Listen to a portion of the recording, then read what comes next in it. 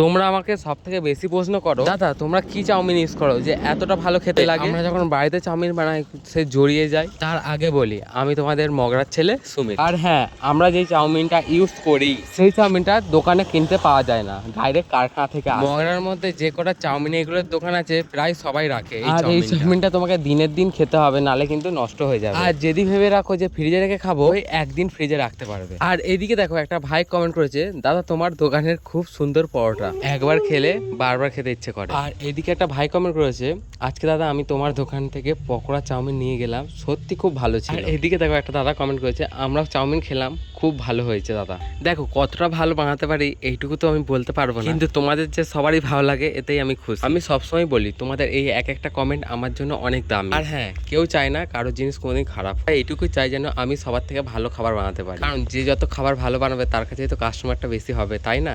তাহলে বন্ধুরা আজকের মতন টাটা, দেখা হচ্ছে নেক্সট ভিডিওতে।